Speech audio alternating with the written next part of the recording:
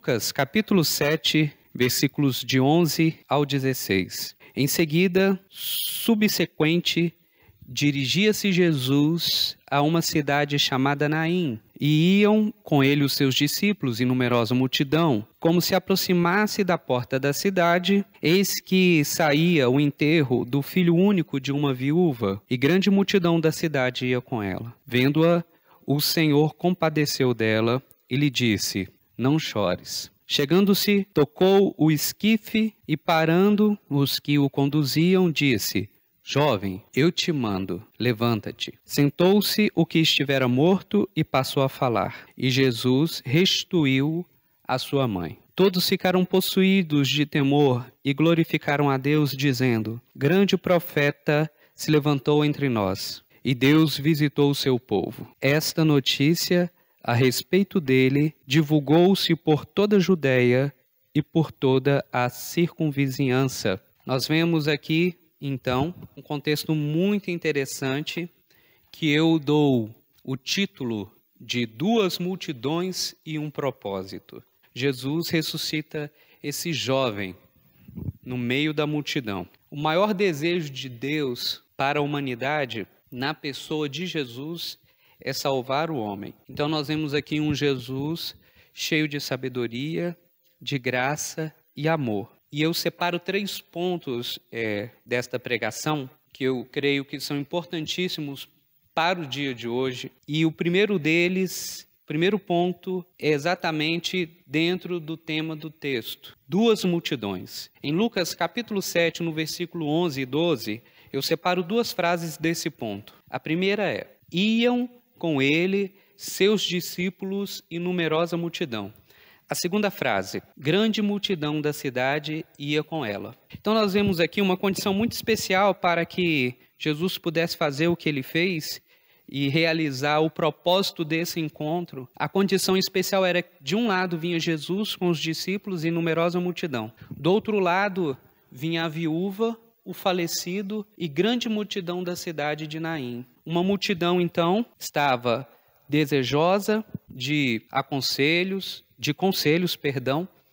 estava desejosa de milagres e vinha na expectativa do que iria acontecer perto de Jesus naquela cidade de Naim. A outra era uma população da cidade de Naim que um grande número de pessoas acompanhava uma viúva que estava trazendo morto o seu único filho que ela tinha. Então essa multidão ela vinha de outra forma, ao contrário dessa que vinha de Jesus, essa vinha pensativa, ela vinha reflexiva, e uma situação onde que o acontecido na vida da viúva levou as pessoas a irem com ela levando o esquife. Nós vemos aqui em Lucas capítulo 7, quando Jesus ressuscita esse menino, nós vemos poucas situações narradas, descritas na Bíblia sobre Jesus ressuscitar, Nós vemos em João 11, fala da famosa história quando Jesus vai a Lázaro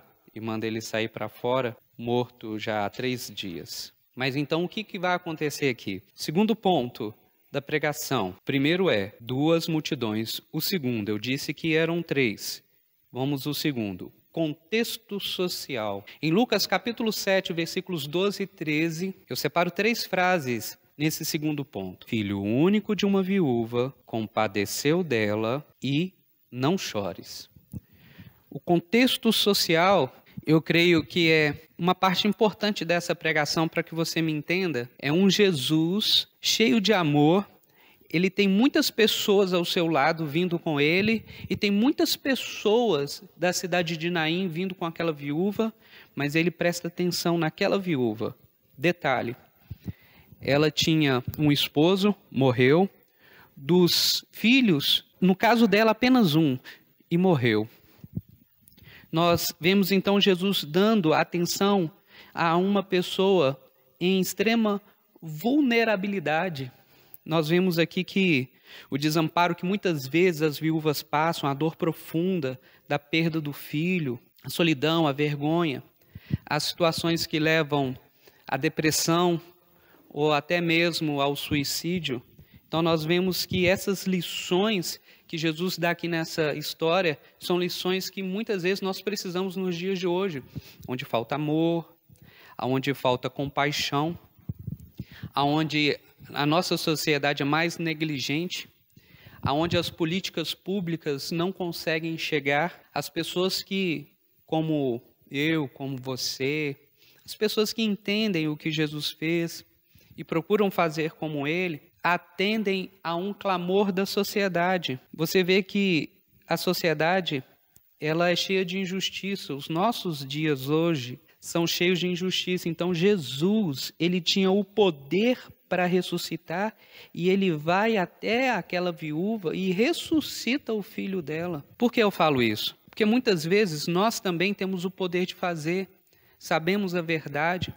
Muitas vezes com o poder de fazer não fazemos. Por causa do nosso conhecimento, a gente tem poder. Por causa das pregações que são dadas dentro das igrejas, nós temos condição de ajudar. E muitas vezes nós somos negligentes e não vamos para ajudar, entendendo que... E aí vem quando eu falo que, vem aquelas justificativas nossas diárias para não fazer o bem que precisamos fazer, que no caso Jesus fez. Ele tinha o poder de ressuscitar o menino, ele ressuscita. Então, naquela condição ali de chegar até a viúva, eu destaco aqui 2 versículos. Em Salmo capítulo 10, versículo 14, diz assim: Tu o viste, porque atentas para o trabalho e enfado, para o retribuir com as tuas mãos. A ti o pobre se encomenda. Tu és o auxílio do órfão. Então nós vemos aí a condição do que Jesus está demonstrando. Nós vemos em Salmo a condição de Deus.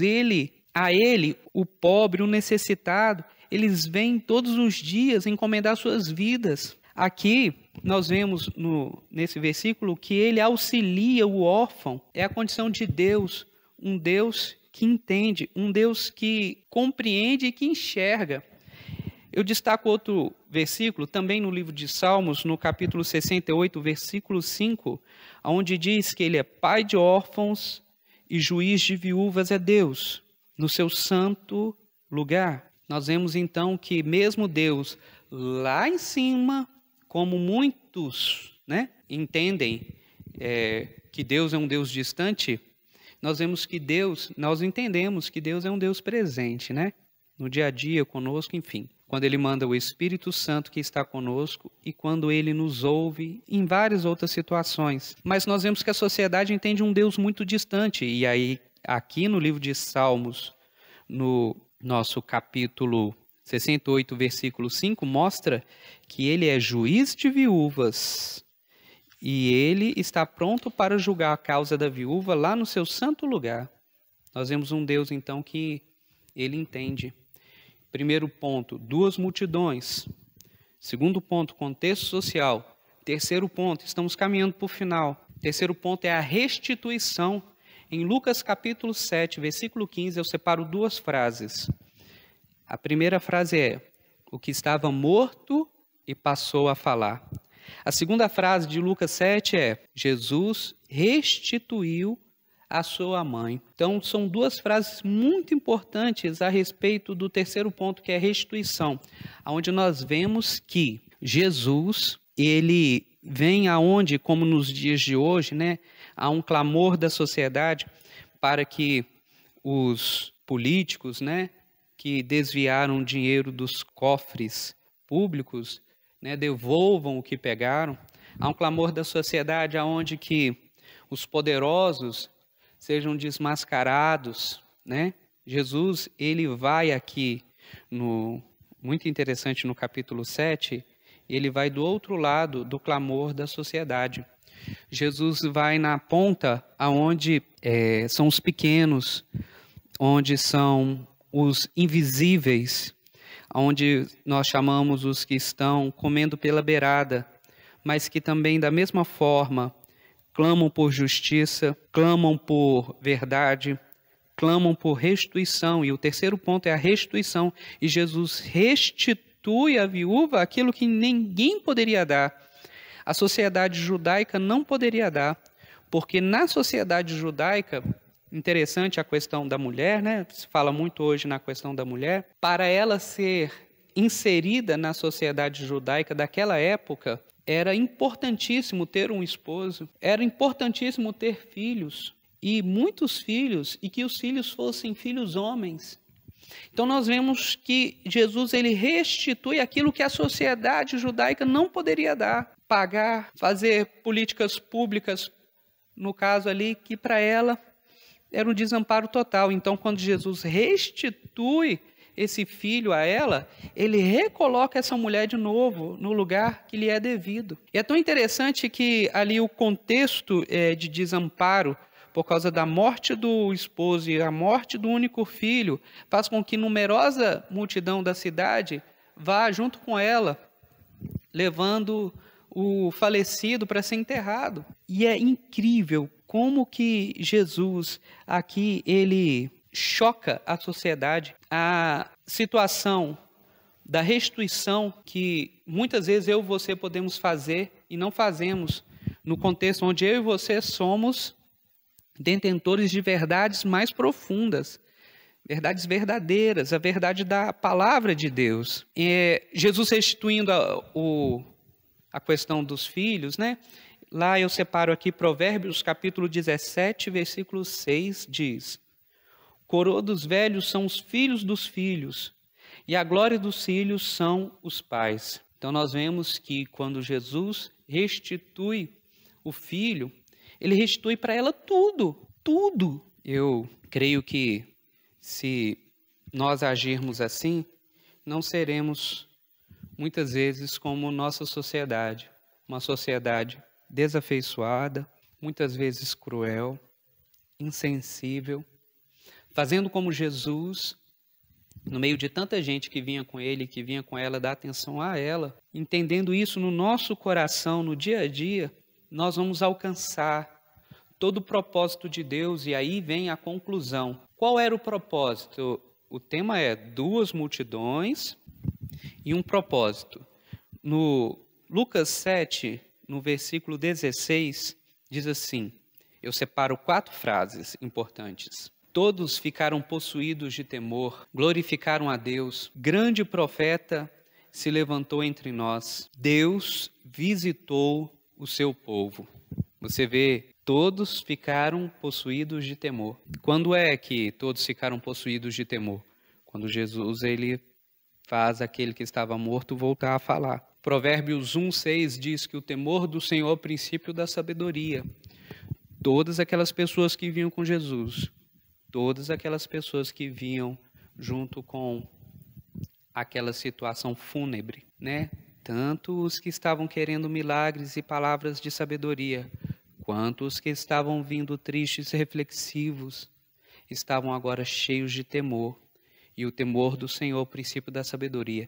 Essas 2 multidões, que eu posso dizer que agora são uma multidão, eles começam a ter a sabedoria, começam a entender, porque eles glorificam a Deus. Quando Jesus ressuscita morto, eles glorificam a Deus, e a sabedoria começa a trazer para eles uma frase muito importante: grande profeta se levantou entre nós. Eles começam a reconhecer um profeta, porque até então, ali, né, era uma escassez de profeta. Depois daqueles chamado 400 anos de silêncio, João Batista, ele é reconhecido como profeta.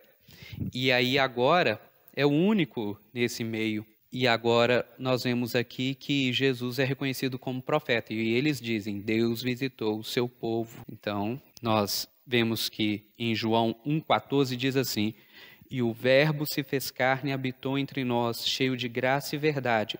E vimos a sua glória, glória como do unigênito do Pai.